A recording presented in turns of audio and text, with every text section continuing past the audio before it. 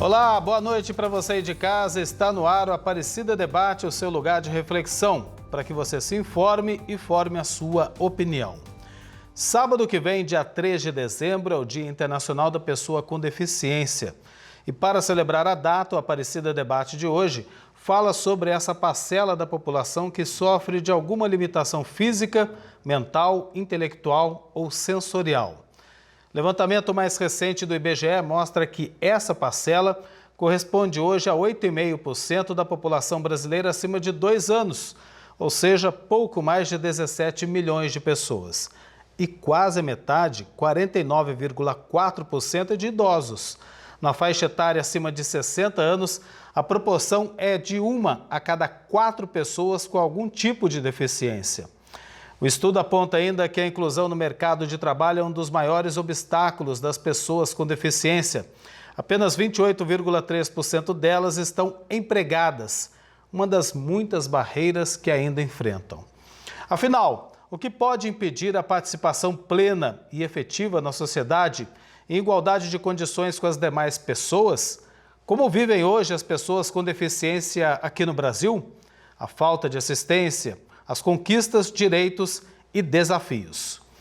Para nos ajudar a entender melhor o tema desta noite, convidamos para participar do programa de hoje o Marcos Augusto da Silva Bento, psicólogo responsável pela Rede de Educação em Lorena, interior paulista. É formado em gestão escolar, psicopedagogia e mestre em design, tecnologia e inovação. A quem eu cumprimento agora. Bento, uma ótima noite para você. Seja bem-vindo aqui no Aparecida Debate. Obrigado por aceitar o nosso convite. Sou eu quem agradeço a oportunidade. Boa noite a todos que nos acompanham. E só fazendo uma retificação aí, eu sou de Guaratinguetá, Secretaria Municipal de Educação de Guaratinguetá. Guaratinguetá está corrigido aqui, viu? Também conosco nessa noite a Edilene Ribeiro, analista de projetos de empreendedorismo e pessoa com deficiência na CID, Ação Social para a Igualdade das Diferenças, formada em psicologia, pós-graduada em neuropsicologia e mestranda em educação. É palestrante em temas como deficiência, acessibilidade e inclusão, além de ser uma mulher com deficiência. Boa noite, muito obrigado pela presença aqui conosco também no Aparecida Debate. Seja bem-vinda, viu? Oi, eu que agradeço o convite, estou muito feliz de fazer parte desse momento. Que bom. Bem, antes de começar o nosso debate, vamos falar sobre acessibilidade. A nossa equipe acompanhou a Solange, cadeirante, presidente da ADEFIL, Associação dos Deficientes Físicos de Lorena, interior de São Paulo. Ela mostrou as dificuldades que enfrenta para se locomover de um lugar a outro na cidade. A reportagem é da Camila Lute. Certamente você já encontrou uma pintura como essa nas calçadas e vagas de estacionamento. E você sabe o que ela significa? A vaga é exclusiva para deficientes físicos e precisa estar livre para a passagem segura de alguém em uma cadeira de rodas, por exemplo. Mas só quem vive essa realidade sabe o quanto é difícil ser respeitado. A Solange teve poliomielite aos 7 meses de idade e, por isso, teve os movimentos das pernas comprometidos. Eu vou contar para vocês a história da Sol. Ela é curitibana, está aqui na cidade de Lorena, em São Paulo, há quantos anos? 11 anos. 11 anos. E sentiu bastante essa diferença, né? Que a capital Curitiba, no Paraná, ela já é quase 100% adaptada com acessibilidade, mas quando veio aqui para a nossa região, né, Lorena ainda sentiu e ainda sente a dificuldade, Sol, para andar na rua, para entrar em alguns locais. Como que é a sua realidade por aqui? Muita. Aqui eu me deparei com uma dificuldade bem grande, porque houve mudanças, com certeza, nesses 11 anos que eu estou aqui, mas assim que eu cheguei, o impacto foi grande, porque calçadas sem acesso, desníveis, né, das calçadas, inclusive. Esse tipo de dificuldade que a gente encontra, que ela vai diretamente influenciar na vida das pessoas com deficiência. Porque se você não tem o acesso até a comércios, escolas, faculdades, tudo que uma pessoa depende daquilo para viver, né?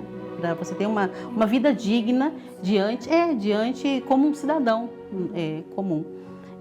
Impede que você tenha essa forma de você até que seja cumprido até um direito constitucional seu, que é o de ir e vir.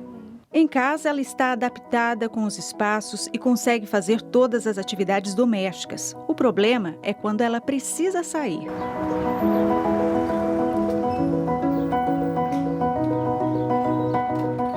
Em frente à casa dela tem uma placa e uma sinalização de solo alertando que a vaga de estacionamento é exclusiva para deficientes, mas nem todo mundo obedece.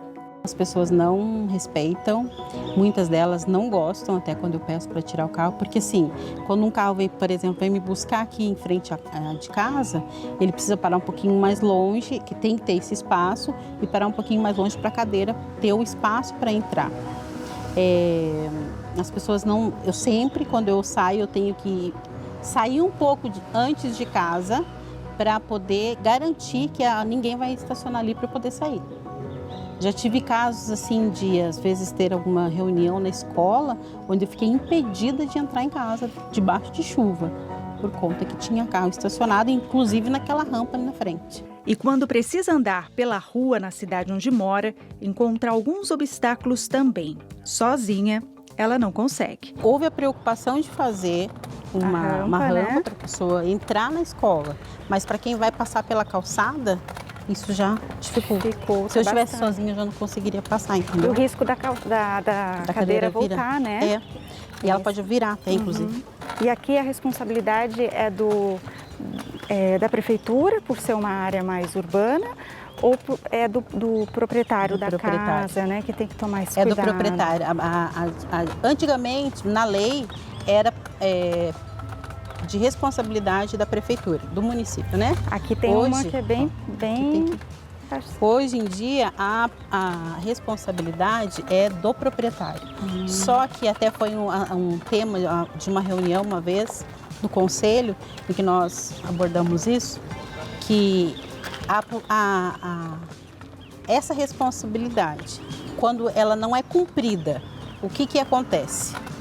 Ela só vai ter algum efeito se ela for fiscalizada. Então, essa é um dos exemplos onde a lei existe, porém, se ela não tiver uma fiscalização, de nada ela serve. Isso te abala de alguma forma? Ela te trava realmente de alguma forma ou você não? A mim não. A mim não, mas eu tenho empatia em relação àquelas pessoas que têm esse problema, porque eu conheço muita gente que tem esse problema, que só de pensar em sair de casa, às vezes desiste pela falta de acesso que ela vai ter ao local onde ela precisa ir.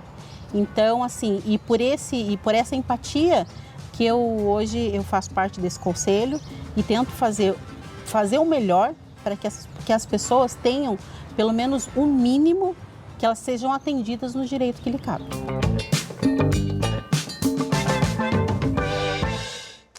Pois é, né? Infelizmente, a história da Solange, que foi contada aí pela Camila Lute, retrata um pouco da realidade que as pessoas com deficiência enfrentam, por incrível que pareça ainda, na sua própria cidade, por essa falta de acessibilidade. E eu diria mais, hein, Bento? A falta de respeito também, né? Não tenha dúvida. Eu entendo que essa questão que a Sol coloca, aliás, eu a conheço, eu diria o seguinte, que existe pouca vontade na política pública voltada à questão da pessoa com deficiência. Nós temos inúmeras leis que nos garante, que dá o nosso direito da acessibilidade, por exemplo, a Lei 10.098, tá, de 2000. Então, ela diz lá que você tem direito à acessibilidade, que você tem que derrubar essas barreiras arquitetônicas e urbanísticas. Porém, a gente entende que muitas pessoas que estão na gestão pública não têm esse olhar da responsabilidade de tratar melhor as diferenças, no mínimo respeitando as leis. Então, a gente percebe essa dificuldade muito grande por parte do gestor público. Eu não estou dizendo com isso que o gestor público não faça nada, mas todas as vezes que qualquer membro de conselho vem a público e aponta qualquer questão nesse sentido, é encarado como alguém que reclama, que nada está bom e que nada agrada. realmente nada está bom, nada agrada, porque conseguem fazer tudo errado, eles não respeitam as normas, né? A ABNT 9050 não é respeitada. E está lá na LBI, Lei Brasileira de Inclusão, claramente para todos verem e ouvir essa questão da acessibilidade. Então, não é um reclamo, né? E a acessibilidade não pede favor, é direito. Edilene, a gente viu aí também, né? Tem que reclamar mesmo pelas imagens que foram mostradas durante a reportagem com a Sol, a situação que ela enfrenta para conseguir sair de casa e trabalhar. E às vezes para voltar para casa ela tem dificuldade até para entrar na própria residência. A lei existe, como o Bento disse, né, Edilene? Falta fiscalização, como a Sol também falou na reportagem? Sim, com certeza. Falta fiscalização, falta debate sobre isso, inclusive, para que a gente entenda que em todo tipo de estabelecimento, desde os residenciais aos comerciais, é importante que exista, né? Já que nós temos normas, nós temos leis, nós temos padronização nisso, padronização mais técnica, é importante a fiscalização, sim, para que tudo isso seja devidamente cumprido e que em todos os lugares essa acessibilidade seja providenciada e vai além, né, de uma acessibilidade arquitetônica. A gente pensa em muitos detalhes ali de locais e casas e ruas que, por conta dessa falta de debate, fiscalização, não existe, né? Então, de fato, é muito importante.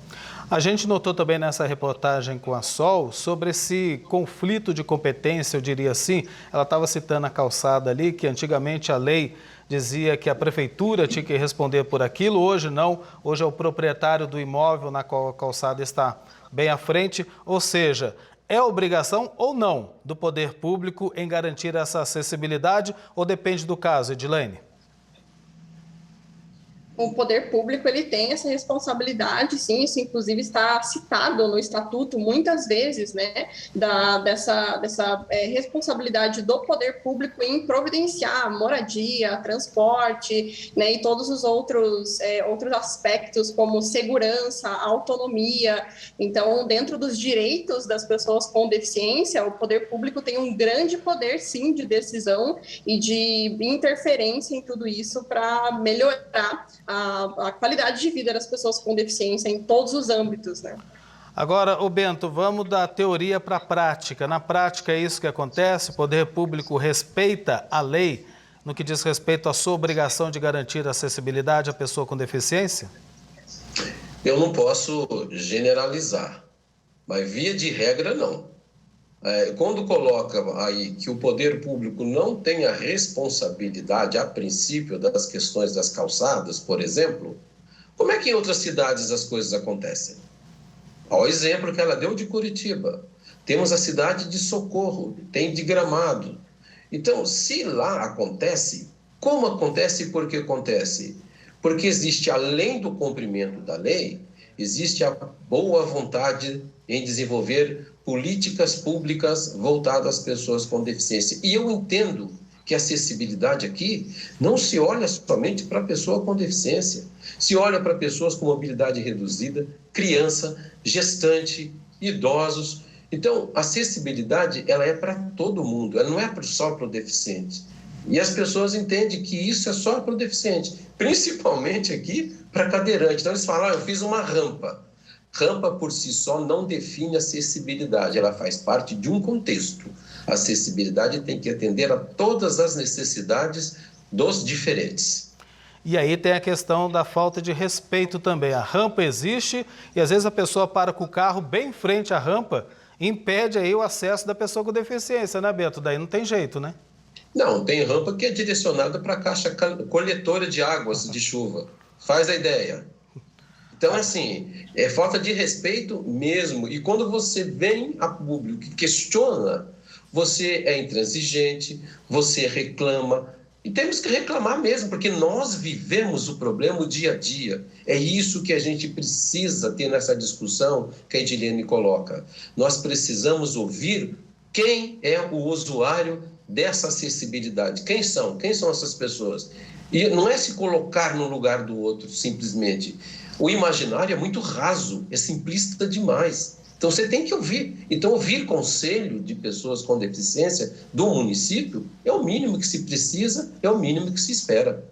A gente está dedicando esse primeiro bloco para falar sobre a questão da acessibilidade, que sem dúvida nenhuma hoje é uma grande barreira, obstáculo enfrentado pelas pessoas com deficiência. A gente viu aí e acompanhou um dia na vida da Solange para ter noção dessas dificuldades. Edilene, agora eu pergunto para você. Bem, a lei existe, falta um pouco de fiscalização para fazer cumpri-la, mas essa lei, ela vale para o ambiente público, mas também para o ambiente privado ou não?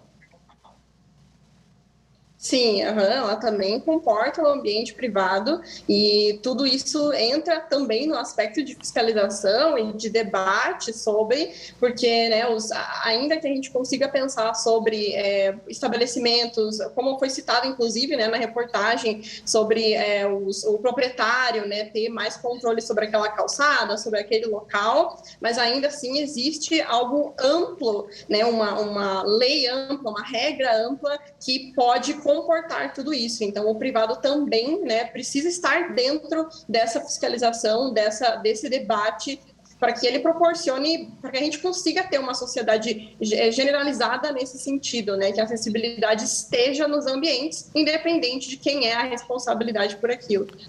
Portanto, a gente está concluindo o nosso primeiro bloco, agora destacando a questão da acessibilidade. Esse exemplo que trazemos através da SOL retrata bem a realidade que vivemos, infelizmente, em grande parte no Brasil. Mas logo depois do intervalo, eu gostaria de tratar com vocês uma outra questão que é muito delicada quando a gente fala da pessoa com deficiência, que é a inclusão. Mas antes da gente voltar com o nosso debate, vamos mostrar a história do Cláudio. Ele tem 36 anos e hoje é um exemplo de superação. Com síndrome de Down, teve seu primeiro emprego com carteira assinada aos 19 anos. Olha só, e de lá para cá, não parou mais. Palestrante, conquistou títulos de salto no hipismo e foi escolhido para levar a tocha olímpica nos Jogos do Rio 2016. A minha paixão por cavalo, que eu comecei, né? Eu sempre gostei, porque eu sou apaixonado mesmo, né? E eu já monto o cavalo desde criança, eu monto desde 5 anos de idade, que eu passei minha infância na fazenda da minha avó, que é a sogra da minha mãe, e eu sempre gostei muito de cavalo, de gado, bezerrada.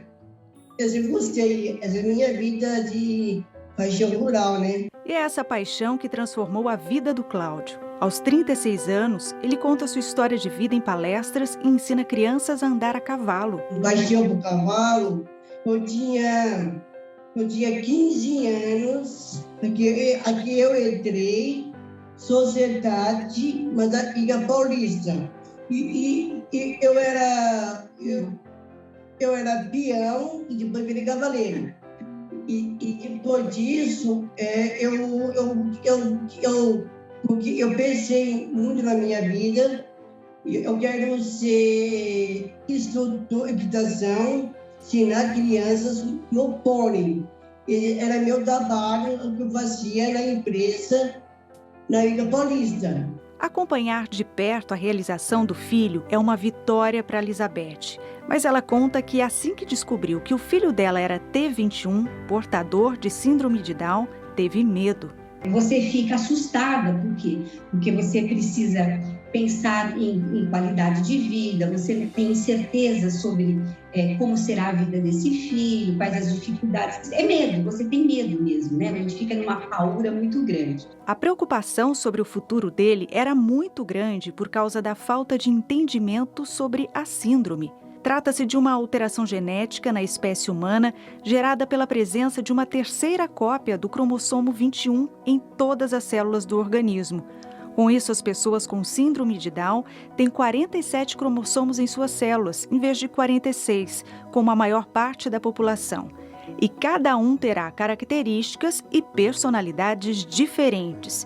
Por isso, a Elizabeth acredita que o papel da família é fundamental na formação e na inclusão dos filhos. Aí, dentro dessa busca, tive as respostas mais assim absurdas. Foi muito difícil para uma mãe a gente ouvir o que a gente ouve, e eu sei que até hoje, né, eu escrevo uma página no Instagram e no Facebook, a página Você Sabia, informações sobre síndrome de Down, onde eu tenho relatos de mães que ainda hoje ouvem absurdos de escolas, precisam entrar na justiça. Enfim, não é realidade para todos, mas é a realidade de muitos. No Brasil, estima-se que 1 em cada 700 nascimentos ocorre o caso de trissomia 21, o que totaliza cerca de 270 mil pessoas com síndrome de Down. O Cláudio foi estimulado e incentivado a descobrir suas habilidades e se destacou. Realiza palestras, escreveu um livro, venceu prêmios internacionais, coleciona títulos de salto pela Federação Paulista de Hipismo, foi professor de equitação para crianças em pôneis e também foi escolhido para conduzir a Tocha Olímpica Rio 2016. E aos 36 anos, o Cláudio ainda tem muitos sonhos. Eles são o meu espelho de vida, e essa sociedade precisa ter outro olhar, tem que ver as pessoas que entendem a outra pessoa, que tem que amar a pessoa que tem esse Down, que pode visitar, tem que ir em frente, mesmo atrás de seus sonhos sempre.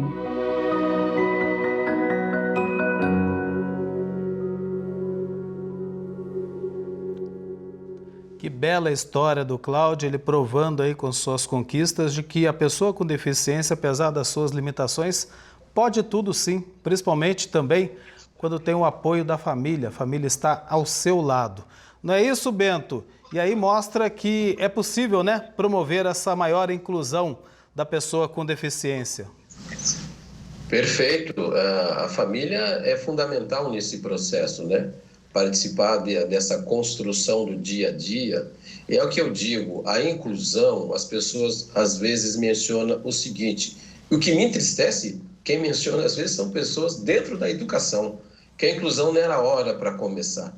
Aí a gente pergunta, que hora que seria? Aliás, estamos atrasados no tempo com relação a isso, já passou da hora. Então, a inclusão é uma ruptura de todas essas questões e é uma exigência do direito, diferente da integração, que é uma concessão que se dá. Então, a participação familiar é fundamental nesse processo. E a mãe vai aprendendo no dia a dia com essas questões, de lidar com essas questões. Assim também deve ser no processo educacional. Nós estamos aprendendo dia a dia. O importante é aprender, não é rejeitar, não é negar a situação. Então, a questão da inclusão, no caso aqui da educação em específico, eu acho fundamental. Hoje, na educação, não cabe mais um professor, um elemento da equipe gestora, seja qual for, falar de inclusão de forma negacionista. Não dá mais, não tem mais espaço para isso. A inclusão está aí, não tem volta. Ou a gente acompanha, ou a gente vai ficar à margem do processo. Edilane, vamos então agora dar destaque nesse segundo bloco para a questão da inclusão da pessoa com deficiência. Assim como a acessibilidade que a gente falou no primeiro bloco, a pessoa com deficiência tem seus direitos garantidos pela lei quando trata da inclusão, Edilane?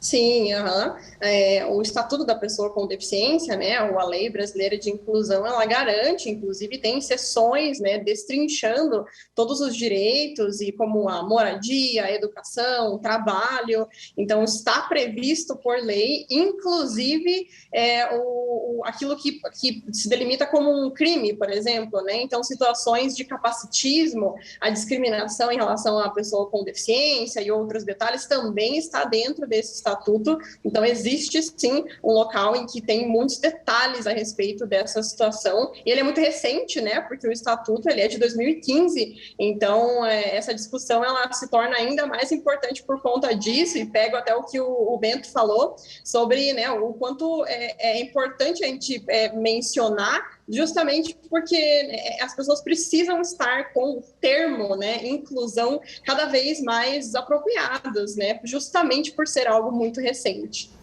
Bem, e essa inclusão deve começar bem cedo, né? Então vamos falar de educação. O Bento começou a tratar dessa questão. Primeiro eu queria esclarecer uma dúvida. Qual a diferença, Edilene, entre educação especial e educação inclusiva? Existe? Esse é um tema polêmico, né? Porque o termo educação especial, ele vem para abarcar algo que é focado nas pessoas com deficiência, comparado com o termo educação inclusiva, que já fala sobre toda a sociedade, né? As pessoas com deficiência inseridas em sociedade, e a gente consegue pensar nessa diversidade, né? Pessoas com deficiência, pessoas sem deficiência. Entretanto, o termo educação especial, por levar a palavra especial ali, ele é problematizado e é muito importante de ser questionado sobre, né, o que a gente está, por que estamos utilizando um termo que anteriormente, né, já começou a ser discutido e já foi retirado, inclusive, da terminologia de forma geral, né? Por exemplo, chamar uma pessoa com deficiência de especial é algo que já está em desuso. Então, usar o termo educação especial também está sendo algo questionado, e por isso que o termo, né, educação inclusiva, atitudes inclusivas e a inclusão de forma geral é a melhor forma da gente se referir a tudo isso. Até porque, né, comporta a sociedade como um geral, como o Bento mencionou também, não somente pessoas com deficiência, mas todo tipo de diversidade, né? Pessoas, mulheres grávidas, crianças, idosos. Então, por isso é o termo mais adequado. Bento, eu quero a sua opinião também, até porque você está na área, né, da Secretaria Municipal da Educação de Guaratinguetá, cidade vizinha aqui a Aparecida. Estamos na luta aí. Na verdade, a Dini tem razão. A questão do especial todo mundo você, eu, todos nós somos especiais para nós, para nossas famílias, enfim. O termo especial eu entendo como útil quando você olha para metodologia ou estratégias pedagógicas diferenciadas para atender a dificuldade apresentada pela pessoa. Mas a educação inclusiva é educação para todos, é direito de todos. Até porque um aluno dentro de uma escola, ele não é aluno de um professor, o aluno com deficiência, ele não é aluno de um professor, né? Ele é aluno da escola, ele é de todos. Então, a responsabilidade da educação inclusiva não é só do gestor, é do coordenador pedagógico, é do professor, é da merendeira, é do motorista, principalmente dos secretários e secretárias de educação, que tem que entender que a inclusão, eu sempre digo isso, enfatizo muito, não é favor e nem filantropia, é direito e responsabilidade das pessoas que estão no cargo público. Então, eu entendo que essa questão da inclusão é um direito nosso. Então, é um direito de todos nós, dentro da educação, de termos a possibilidade de ter acesso à própria educação. Você imagina, nós não estamos assim falando de A nem de B, mas imagina a pessoa não ter acesso à educação. É um crime que você possa cometer. Mais absurdo é negar a oportunidade de se desenvolver o cidadão, a cidadania, dar o direito de ser pessoa, de ser gente. Ô Bento, eu vou um pouco mais além da questão do acesso. Entendo eu que garantir um ensino de qualidade é sim um direito de todo cidadão. Mas agora vamos para a prática, Bento, eu continuo com você. As escolas estão preparadas para promover essa inclusão dos alunos com deficiência? Olha, dizer a você que estão preparadas, eu talvez esteja aqui faltando um pouco com a verdade. Mas dizer também que não estão fazendo nada, vou continuar faltando com a verdade. Eu entendo que nós estamos caminhando. Eu vou falar aqui por Guaratinguetá, que é onde eu vivo, convivo e trabalho. Eu entendo que há alguns esforços, sim, há algumas capacitações para que a coisa aconteça, mas não dá para a gente ficar na zona de conforto. Está pronto, está certo, está resolvido. Precisamos sempre avançar.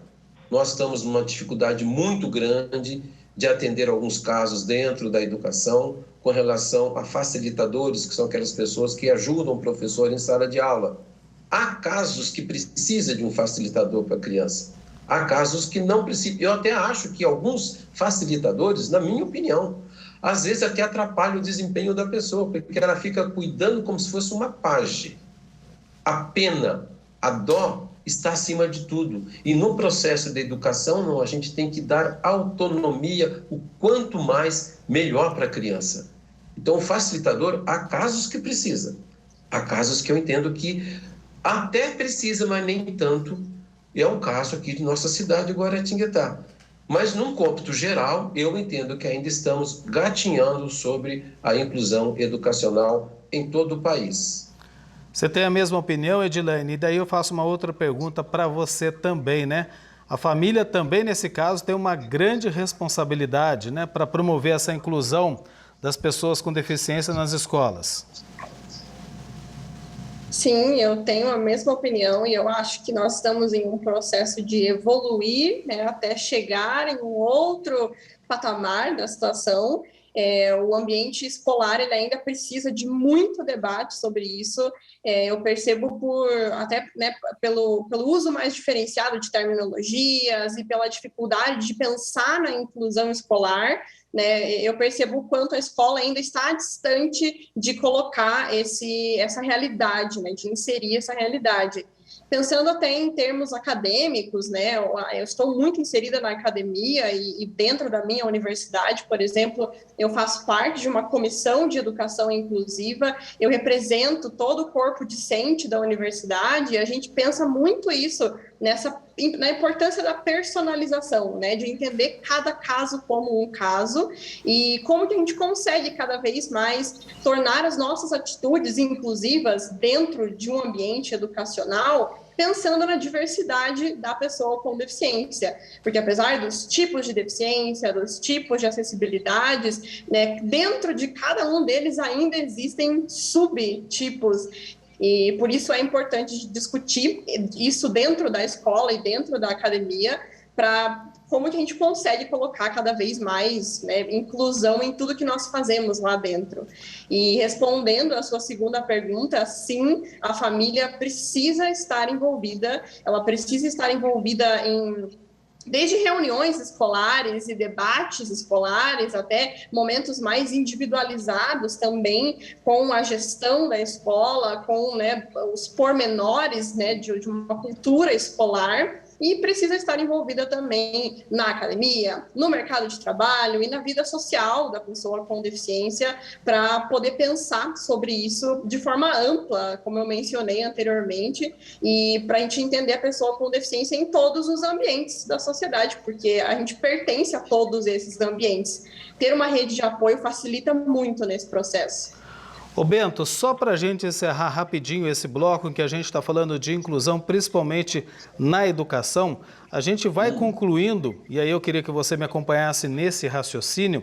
A gente viu pelo exemplo do Cláudio que a pessoa com deficiência pode sim, pode tudo, né? Quando ela quer e ela se coloca em pé de igualdade com as pessoas, de uma forma geral.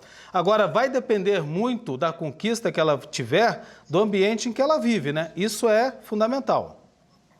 Claro, como já colocou aqui a Edilene, o ambiente familiar é um apoio, o ambiente escolar, o ambiente social, né, o grupo que ele frequenta.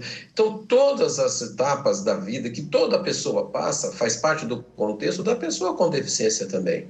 Então, esses grupos todos já citados aqui fazem parte desta construção da pessoa. E isso é fundamental. Se ela, num desses grupos, ela encontra uma rejeição, uma resistência enorme, não vou dizer que cria um desânimo geral, mas cria uma dificuldade na superação das limitações. E, aliás, eu quero mencionar aqui que limitação todo mundo tem, independente de ser deficiente ou não. Todos nós temos nossas limitações. Se nós temos nossas limitações, já podemos entender que ninguém é normal. Ninguém é normal. Então, a gente precisa, sim, da possibilidade das pessoas estarem participando de todas as etapas de construção da vida, seja no grupo familiar, escolar e social. É fundamental. E, como ela colocou, existe agora a rede social que nos ajuda nisso. muito nessa divulgação. Você veja, estamos no século XXI, ainda estamos discutindo algumas coisas dentro da justiça e tendo a lei que garanta esse meu direito. Tem a lei que garante esse meu direito, mas eu tenho que ir à justiça para fazer valer a lei. Meu Deus, dentro de um processo educacional não precisaria isso. Uma cultura bem evoluída, bem desenvolvida, e nós estamos nessa construção, eu tenho essa esperança, ela entende as diferenças como fazendo parte do convívio social entre as pessoas. E ser diferente é normal. Concordo plenamente com você, Bento. Assim a gente vai concluindo esse segundo bloco em que a gente destacou a questão da inclusão mais no ensino. E daqui a pouco, para a gente fechar o Aparecida Debate de hoje, a gente vai falar de uma outra questão que também é um grande desafio para a pessoa com deficiência, que é a inclusão no mercado de trabalho.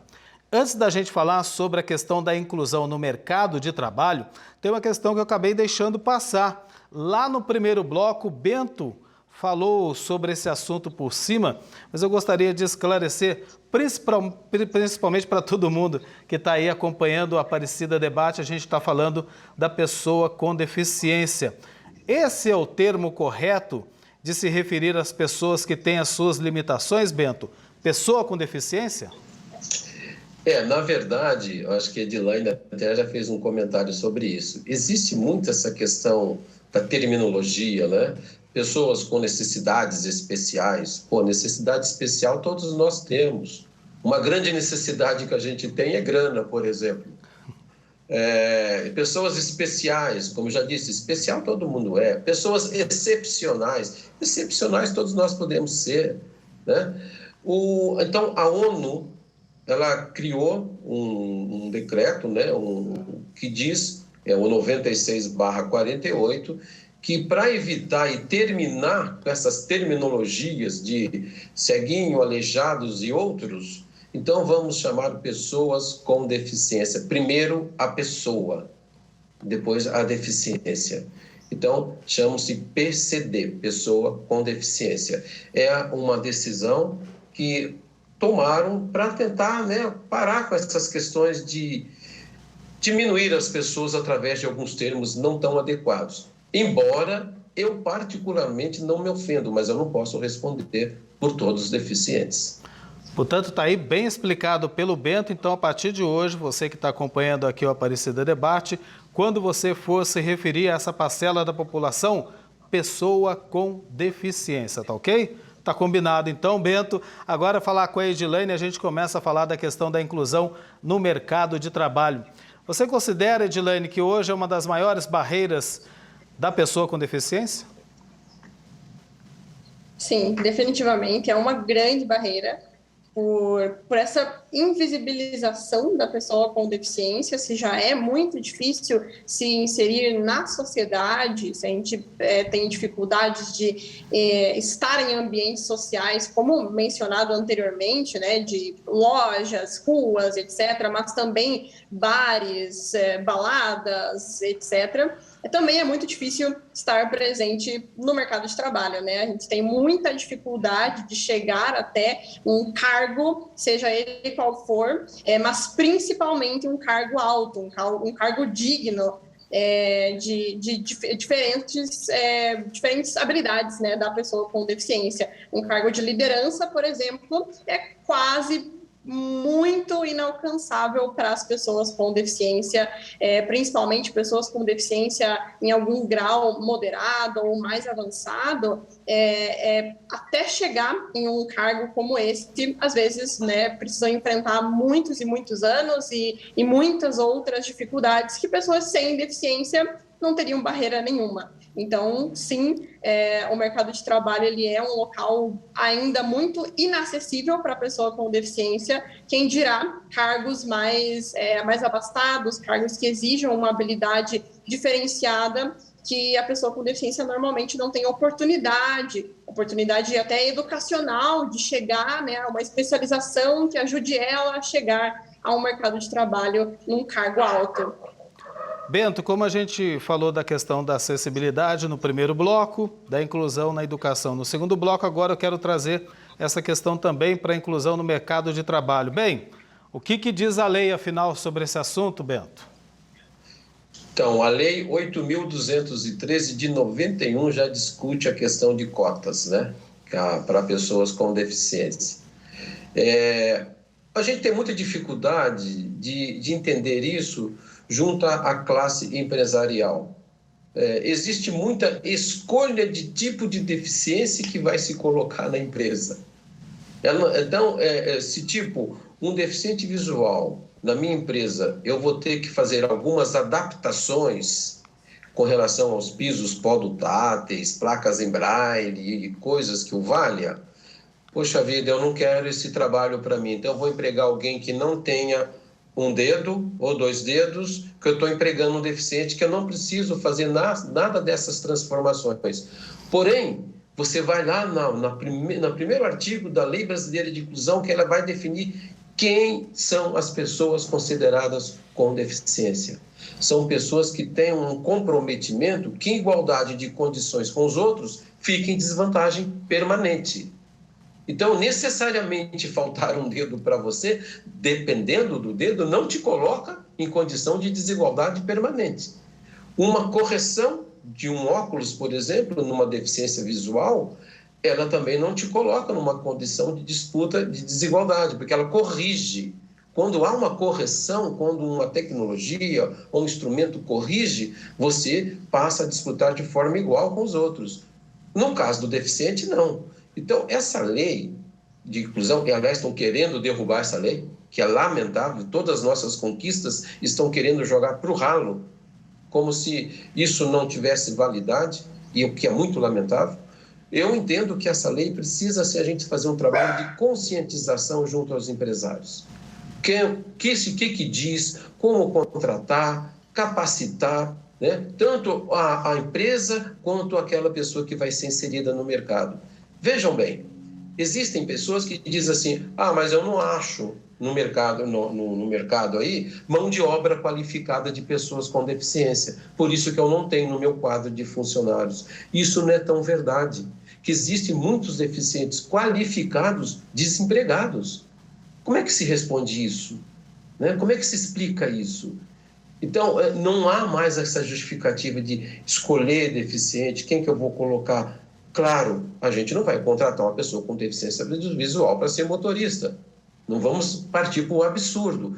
Mas, poxa vida, não estou para escolher. Eu tenho que empregar. E existem umas normas para tal. Até 100 funcionários, um deficiente. Até 201, 2%. De 201 a 501, 3%. De 501 a 1.001, 4%. Acima de 1.001 funcionários, você tem que ter 5% de vaga reservada à pessoa com deficiência. Já o poder público, todo e qualquer concurso tem que estar reservado 5% de vagas para a pessoa com deficiência. Nós precisamos cumprir isso. Eu tenho quase certeza que muitas empresas não preenchem essas vagas, não estão preenchidas. E isso remete a multas. A média de 3 a 4 mil reais por vagas não cumpridas. Então, nós precisamos fazer um trabalho de conscientização junto aos empresários, onde eles possam entender que estar com... Aliás, eu tenho exemplo de colegas meus deficientes visuais, quando eu vivi em São Paulo nos anos 60 e 70, que trabalhavam nas montadoras aí, multinacionais, nas empresas, e que tiveram inicialmente uma dificuldade como dúvida da função que ia exercer. Porém, hoje, os próprios chefes, já aposentados, são pessoas que vão dar palestra e dizem, olha, valeu a pena, esse pessoal produz muito, são muito capazes, precisam da oportunidade. É isso que a gente quer, além da cota, é dar a oportunidade à pessoa ser produtiva. Edilane, eu ia perguntar justamente isso para você, né? Não se trata apenas de cumprir cotas, cumprir a lei, mas se dar oportunidade para essas pessoas com deficiência, porque tem muitos talentos e dons que aí estão esperando, né? Para poderem colocar à disposição de determinada empresa. Exatamente, é muito importante que exista uma filtragem de habilidades, na verdade, em relação à pessoa com deficiência. Então, por exemplo, quando uma pessoa com deficiência é inserida dentro de uma empresa, prestar atenção nas habilidades dela, né? Naquilo, além das especializações, além do que fez ela chegar até ali, entender quais as habilidades, no que ela é boa, quais funções ela gosta, quais funções ela tem experiência, e assim conseguir filtrar e conseguir categorizar melhor para cada função diferente dentro da empresa. O que acontece normalmente é o contrário, né? Uma visualização das limitações da pessoa com deficiência, e aí nem contrata, ou então coloca em um cargo baixo, né, um cargo mais afastado da empresa, e né, justamente por não pensar que talvez aquela pessoa teria muito potencial de estar em outro cargo, se é o que ela quer, se é o que ela consegue fazer, se é o que ela tem habilidade para fazer. Então, entender isso, entender as habilidades, né, acima das limitações, é o primeiro passo. E quando que entram as limitações? Elas entram, na verdade, no que entraria em qualquer pessoa, né? Com ou sem deficiência. Aquilo que nós não conseguimos ou não estudamos para fazer, e aquilo que não nos serve dentro da nossa função. Bento, para a gente ir concluindo hoje o Aparecida Debate, que foi totalmente dedicado para a gente discutir a situação da pessoa com deficiência aqui no Brasil, você diria que ainda há muito preconceito em nosso país com essa parcela da população? É inegável que há, e eu tenho a certeza, né, que o preconceito nós não vamos zerá-lo, pode ter certeza disso, mas é por isso da importância de se trabalhar a questão da inclusão todos os dias, todas as horas. Não é porque ele não vai acabar que a gente vai cruzar os braços e dizer, bom, estamos derrotados. Não, pelo contrário. O preconceito ele existe, mas a luta é contínua. Nós temos que continuar com esse processo de busca pelos nossos direitos. E nós temos nossos deveres também, mas precisamos defender de unhas e dentes os nossos direitos. E dizer a essas pessoas que estão lá à frente do poder que isso não é favor, é direito mesmo. E não é assim, tá exigindo, tá dizendo que tá bravo, tá reclamão. Simplesmente nós queremos ser respeitados como pessoa. Tenho a minha deficiência. Como a Edilaine bem colocou, tem pessoas que não têm uma habilidade para outras coisas, não tem deficiência nenhuma, mas não tem habilidade. Eu posso fazer um pré-julgamento dessa pessoa, que ela é incapaz porque ela não faz aquilo que eu quero que ela faça? Não, todo mundo tem sua limitação. Então, eu entendo que a luta nossa do contra o preconceito ela é permanente. Ela é permanente. E esse aqui é um espaço para a gente estar dizendo da importância da luta contra o preconceito. Essa é uma grande oportunidade que nós estamos tendo. E esse foi o nosso objetivo quando a gente abriu esse espaço aqui no Aparecida Debate, principalmente para abrir essa discussão e esse processo de conscientização da nossa sociedade. Edilaine, o que a gente precisa fazer para quebrar de vez esse preconceito que existe, como o Bento estava falando aí? A primeira coisa, definitivamente, é proporcionar mais momentos como esse, mais momentos de diferentes debates e colocando a pessoa com deficiência para falar sobre isso. Eu penso que, obviamente, é muito importante que pessoas sem deficiência também estejam na luta, né, o que a gente chama de agentes de inclusão. São pessoas que podem estar junto conosco e participando das coisas e nos ajudando, até porque normalmente essas pessoas têm mais voz do que nós, mas ainda assim, quanto mais as pessoas com deficiência forem protagonistas, estiverem na frente das situações, quanto mais elas puderem falar de suas experiências, de suas conquistas, suas dificuldades, e também reivindicar as suas situações, dar sugestões e poder atuar, né, em prol dessa situação, em prol da inclusão de forma geral. É uma das melhores coisas que a gente tem para poder chegar numa sociedade com menos preconceito, com menos barreiras, e assim como vem acontecendo, né, nós temos um caminho muito longo ainda até alcançar algo ideal, né, algo bom, mas ainda assim já melhorou muito se comparado ao passado. E isso se deve muito à questão de discussões e presença da pessoa com deficiência. Além disso, claro, leis e políticas públicas e, né, enfim, tudo que a política puder fazer. Edilane, então vamos fazer o seguinte, vamos olhar para esse futuro que a gente espera que seja o mais breve possível. Vamos imaginar então, eu queria que você trouxesse depois o Bento. Quando que a gente vai poder falar em plena igualdade e inclusão da pessoa com deficiência aqui no nosso país? Quando? Quando, eu não sei, mas o cenário que eu imagino a respeito disso é estar em um ambiente que proporcione acessibilidade de todos os tipos para todas as pessoas.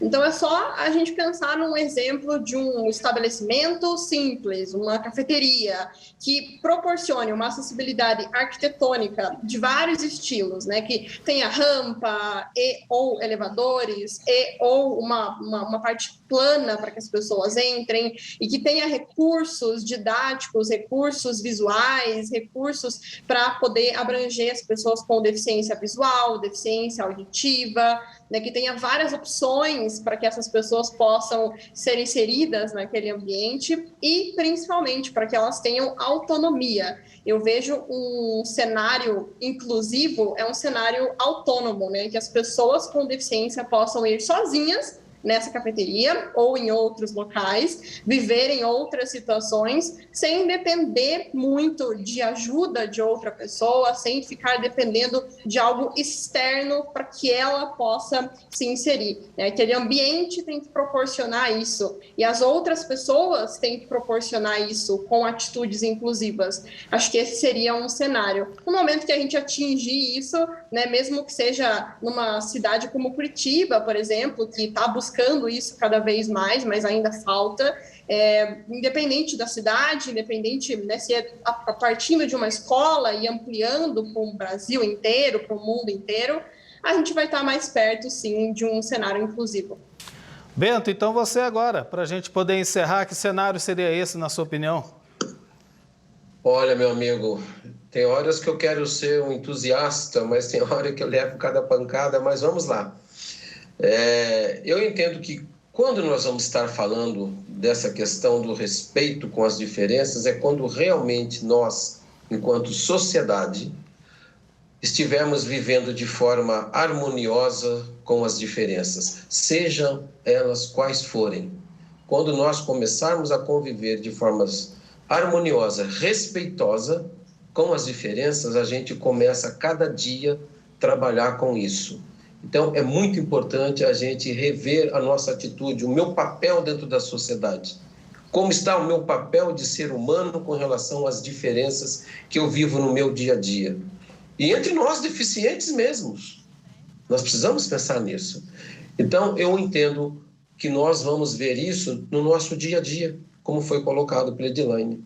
Quando a gente tiver acessibilidade discutida e poder público e sociedade civil de forma harmoniosa, respeitosa, sentarem e discutir, isso vai ser colocado em prática. E a prática é no dia a dia, é hora a hora, é segundo a segundo. Isso precisa acontecer. Portanto, como ela colocou, esse momento com vocês aqui é o início de muita coisa para a gente começar a discutir a questão da inclusão e da acessibilidade.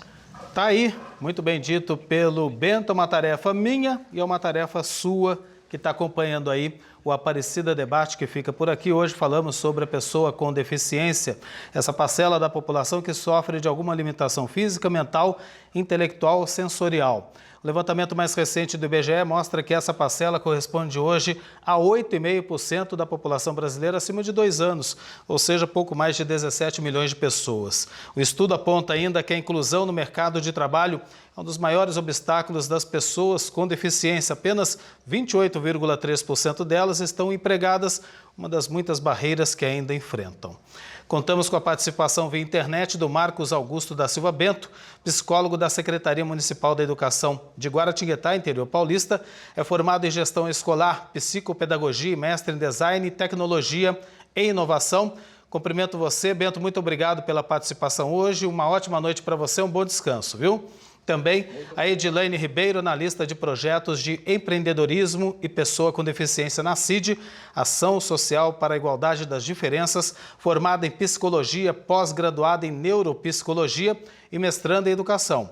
É palestrante em temas como deficiência, acessibilidade e inclusão, além de ser uma mulher com deficiência. Edilene, boa noite para você, muito obrigado pela presença hoje aqui conosco no Aparecida Debate.